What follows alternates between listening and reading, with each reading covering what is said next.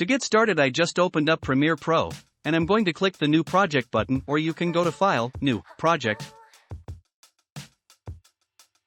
Give your project a name and change the project save location if you want. Ignore the rest of the settings and hit OK to open up your new project.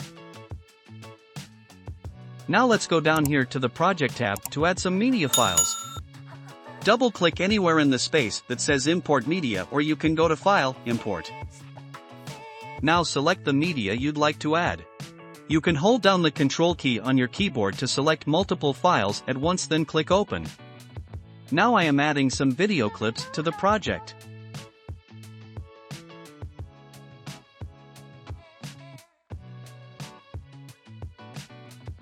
If you double-click on the image or clip, you can see the preview of that image or video clip on the source panel.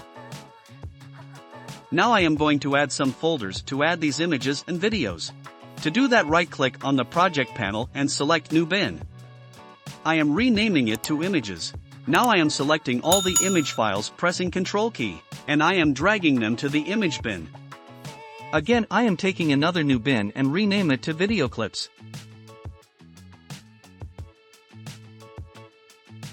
Select all the video clips and drag and drop them to the video clips bin.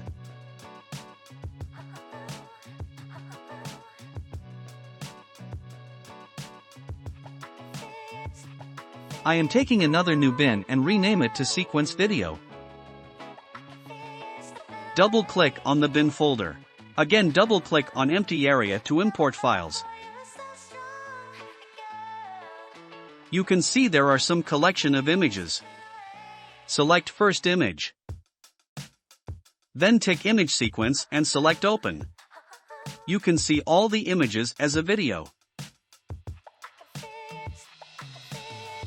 I am dragging and drop it to the timeline to create a new sequence. So this is how you can import files to the project.